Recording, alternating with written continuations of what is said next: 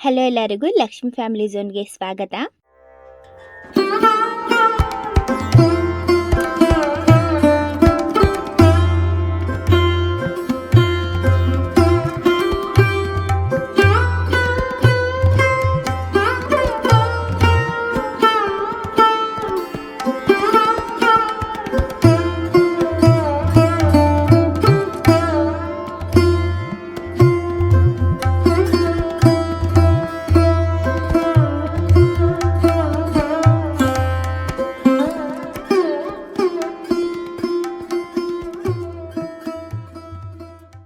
ನಾವಿವತ್ತು ಹೋಗ್ತಾ ಇರೋದು ಬೆಂಗಳೂರು ಸೀರೀಸ್ ಅಲ್ಲಿ ಮತ್ತೊಂದು ವಿಡಿಯೋ.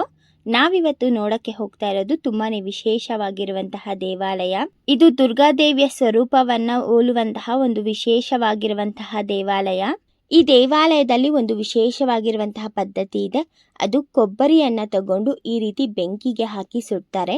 ಈ ತರ ಮಾಡೋದ್ರಿಂದ ನಾವು ಅನ್ಕೊಂಡಿರುವ ಕೆಲಸಗಳು ಯಾವುದೇ ಅಡ್ಡಿ ಆತಂಕಗಳು ಉಂಟಾಗದೆ ತಾಯಿ ನೆರವೇರಿಸುತ್ತಾರೆ ಅನ್ನೋ ನಂಬಿಕೆ ಇದೆ. ಈ ದೇವಾಲಯದಲ್ಲಿ ಇನ್ನೊಂದು ವಿಶೇಷ ಸಂಪ್ರದಾಯ ಇದೆ. ಅದು ಈ ದೇವಾಲಯದ ಒಳಗಡೆ ಈ ರೀತಿ ಲೆಟರ್ ಬಾಕ್ಸ್ ಅಥವಾ ವಿಶ್ ಬಾಕ್ಸ್ ಇರುತ್ತೆ. ಆ ಬಾಕ್ಸ್ನಿಗೆ ನಮಗೆ ಏನೇನು ಬೇಡ್ಕೋಬೇಕು ದೇವ್ರ ಹತ್ರ ಅದನ್ನು ಬರೆದು ಹಾಕಿದ್ರೆ ತಾಯಿ ಅದನ್ನು ನೆರವೇರಿಸುತ್ತಾರೆ ಅಂತ ನಂಬುತ್ತಾರೆ. ಇಷ್ಟೊಂದು ವಿಶೇಷವಾಗಿರುವಂತಹ ಸಂಪ್ರದಾಯನ ಹೊಂದಿರುವಂತಹ ದೇವಾಲಯಕ್ಕೆ ನಾವಿವತ್ತು ಹೋಗ್ತಾ ಇರೋದು.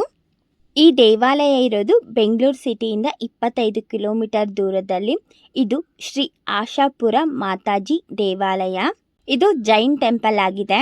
ಈ ದೇವಾಲಯ ಇರೋದು ಕಗ್ಲಿಪುರ ರೋಡಲ್ಲಿ ಕೆಸರಗುಪ್ಪೆಯಲ್ಲಿ ಇರುವಂತಹ ದೇವಾಲಯ ಇದು. ಇದು ಬನ್ನೇರುಘಟ್ಟದಿಂದ ಕೇವಲ 3 ಕಿಲೋಮೀಟರ್ ದೂರದಲ್ಲಿ ಇರುತ್ತೆ. ಈ ದೇವಾಲಯಕ್ಕೆ ಹೋಗೋದಕ್ಕೆ ಬಸ್ ರೂಟ್ ನೋಡೋದಾದ್ರೆ ಬೆಂಗಳೂರು ಮೆಜೆಸ್ಟಿಕ್ ಅಥವಾ ಮಾರ್ಕೆಟಿಂದ ಡೈರೆಕ್ಟ್ ಬಸ್ಸು ಬನ್ನೇರುಘಟ್ಟಗೆ ಇರುತ್ತೆ. ಆ ಬಸ್ ನಂಬರ್ ಬಂದು 365.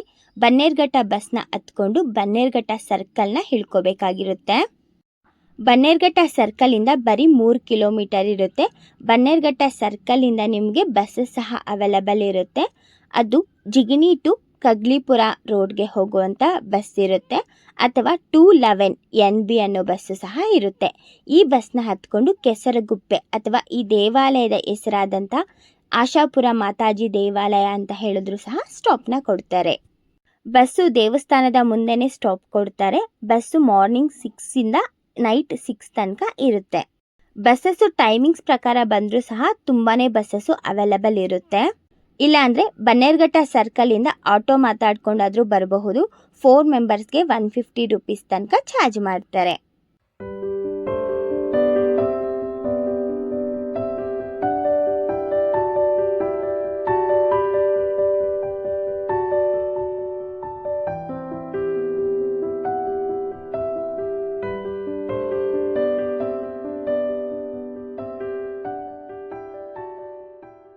ನೋಡಿ, ಇದೇನೆ ಶ್ರೀ ಆಶಾಪುರ ಮಾತಾಜಿ ದೇವಾಲಯ.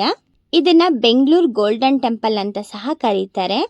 ಈ ದೇವಾಲಯವನ್ನ 2013ರಲ್ಲಿ ನಿರ್ಮಾಣವನ್ನ ಮಾಡಿದ್ದಾರೆ. ಈ ದೇವಾಲಯದ ಟೈಮಿಂಗ್ಸ್ ನೋಡೋದಾದ್ರೆ ಬೆಳಗ್ಗೆ 7 ಗಂಟೆಯಿಂದ ರಾತ್ರಿ 8 ಗಂಟೆ ತನಕ ಓಪನ್ ಇರುತ್ತೆ. ಒಳಗಡೆ ಹೋಗ್ತಿದ್ದಂಗೆ ಇಲ್ಲಿ ಕಳಶದ ಶೇಪಲ್ಲಿ ವಾಟರ್ ಟ್ಯಾಂಕ್ನ ಇಟ್ಟಿದ್ದಾರೆ. ತುಂಬಾನೇ ಚೆನ್ನಾಗಿದೆ. ನೋಡಿ, ಇದೇ ಆಶಾಪುರ ಮಂದಿರ. ಒಳಗಡೆ ವ್ಯೂ ಸಹ ತುಂಬಾನೇ ಚೆನ್ನಾಗಿದೆ. ಎಲ್ಲ ಗೋಲ್ಡನ್ ಟೆಂಪಲ್ ರೀತಿನೇ ನಿರ್ಮಾಣವನ್ನ ಮಾಡಿದ್ದಾರೆ. ಆಶಾಪುರ ಮಾತಾಜಿ ಅಂದ್ರೆ ದುರ್ಗಾದೇವಿಯ ಸ್ವರೂಪ. ಈ ದೇವಾಲಯ ಮುಂಭಾಗದಲ್ಲಿ ನಾವು ತ್ರಿಶೂಲವನ್ನ ಸಹ ನೋಡಬಹುದು. ಈ ದೇವಾಲಯದ ಒಳಗಡೆನೆ ಪೂಜೆ ಸಾಮಗ್ರಿಗಳೆಲ್ಲ ಸಿಗುತ್ತೆ. ಶಾಪ್ ಸಹ ಇದೆ. ಈ ದೇವಾಲಯದಲ್ಲಿ ಈ ತರ ಕೊಬ್ಬರಿ ಮತ್ತೆ ಸ್ವೀಟು ಪೂಜೆ ಐಟಮ್ಸ್ ಅಲ್ಲಿ ಕೊಡ್ತಾರೆ. ಅದನ್ನ ದೇವರಿಗೆ ಪೂಜೆಯನ್ನ ಮಾಡಿಸಿ ಆ ಕೊಬ್ಬರಿಯನ್ನ ಈ ಬೆಂಕಿಗೆ ಹಾಕಬೇಕು. ಈ ರೀತಿ ಬೆಂಕಿಗೆ ಸುಡೋದ್ರಿಂದ ನಾವು ಅಂದ್ಕೊಂಡಿರುವಂತಹ ಕೆಲಸಗಳು ಯಾವುದು ಸಹ ಅಡ್ಡಿ ಆತಂಕಗಳು ಉಂಟಾಗದೆ ತಾಯಿ ನಮಗೆ ನೆರವೇರಿಸುತ್ತಾರೆ ಅಂತ ನಂಬ್ತಾರೆ. ಈ ದೇವಾಲಯದ ಗರ್ಭಗುಡಿ ಒಳಗಡೆ ನಾವು ಮೂಲ ಗರ್ಭಗುಡಿಯಲ್ಲಿ ಆಶಾಪುರ ಮಾತಾಜಿ ಅಥವಾ ದುರ್ಗಾದೇವಿಯನ್ನ ನೋಡ್ತೀವಿ.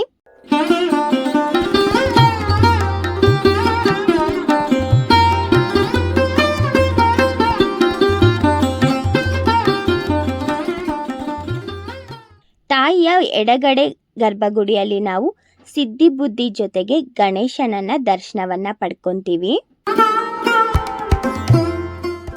ದೇವಾಲಯ ಬಲಗಡೆ ಗರ್ಭಗುಡಿಯಲ್ಲಿ ನಾವು ಕ್ಷೇತ್ರಪಾಲಕರನ್ನ ಸಹ ದರ್ಶನವನ್ನ ಪಡ್ಕೊಂತೀವಿ.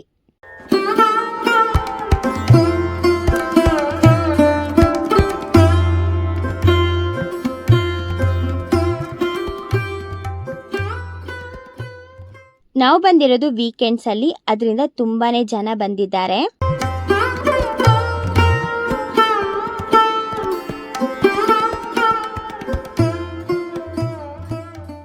ಈ ದೇವಾಲಯದ ಒಳಗಡೆ ಲೆಟರ್ ಬಾಕ್ಸ್ ಇದೆ ಅನ್ನಲ್ಲ ನೋಡಿ, ಇದೇನೆ. ಇಲ್ಲಿ ನಮಗೆ ಏನೇನು ದೇವರ ಹತ್ರ ಕೇಳ್ಕೋಬೇಕೋ ಅದೆಲ್ಲನೂ ಬರೆದು ಹಾಕಬೇಕು.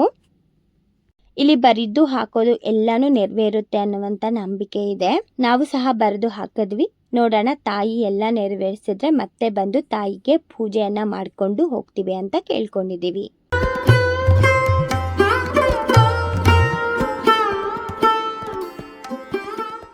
ಈ ದೇವಾಲಯದ ಒಳಗಡೆ ಮಕ್ಕಳು ಆಡೋದಕ್ಕೆ ಪಾರ್ಕ್ ಸಹ ಮಾಡಿದ್ದಾರೆ, ನೀವಿಲ್ಲಿ ನೋಡಬಹುದು.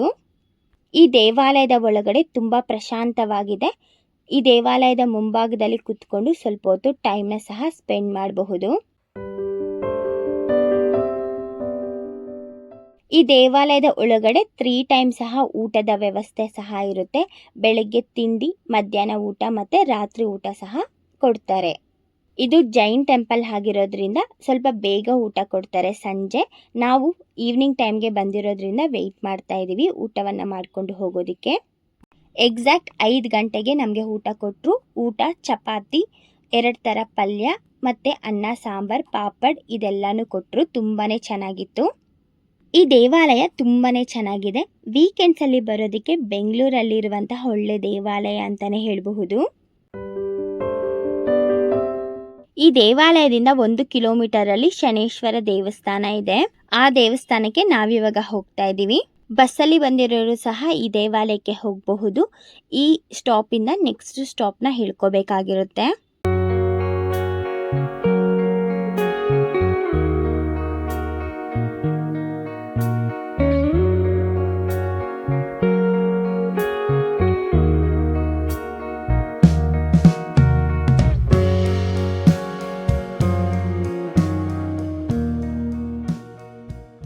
ನೋಡಿ, ಇದೇನೆ ಶನೀಶ್ವರ ದೇವಾಲಯ. ಈ ದೇವಾಲಯದ ಒಳಗಡೆ ಮಹಾರಾಷ್ಟ್ರದಲ್ಲಿರುವಂತಹ ಶನಿ ಸಿಂಗಪುರ ದೇವಾಲಯದಲ್ಲಿರುವಂತಹ ದೇವರ ರೀತಿನೇ ಇಲ್ಲೂ ಸಹ ನಿರ್ಮಾಣವನ್ನ ಮಾಡಿದ್ದಾರೆ. ಅಲ್ಲಿಗೆ ಹೋಗಕ್ಕೆ ಆಗದೆ ಇರೋರು ಇಲ್ಲಿ ಬಂದು ದೇವರನ್ನ ದರ್ಶನವನ್ನ ಪಡಿಬೋದು. ಈ ದೇವಾಲಯದ ಒಳಗಡೆ ನಾವು ಎಲ್ಲ ದೇವರನ್ನ ದರ್ಶನವನ್ನ ಪಡ್ಕೊಂತೀವಿ.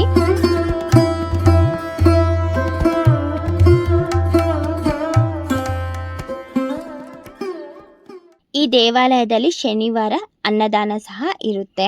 ಆಶಾಪುರ ಮಾತಾಜಿ ದೇವಾಲಯಕ್ಕೆ ಬಂದರೆ ಬರೀ 1 ಕಿಲೋಮೀಟರ್ ದೂರದಲ್ಲಿರುವಂತಹ ಈ ದೇವಾಲಯಕ್ಕೂ ಸಹ ಬನ್ನಿ, ತುಂಬಾನೇ ವಿಶೇಷವಾಗಿದೆ. ಈ ಬೆಂಗಳೂರು ಸೀರೀಸಲ್ಲಿ ಒಂದು ವಿಶೇಷವಾದಂತಹ ದೇವಾಲಯವನ್ನು ನೋಡಿದ್ವಲ್ಲ. ನೆಕ್ಸ್ಟ್ ವಿಡಿಯೋದಲ್ಲಿ ನಾವು ಇನ್ನಷ್ಟು ವಿಡಿಯೋಗಳನ್ನು ಕವರ್ ಮಾಡೋಣ.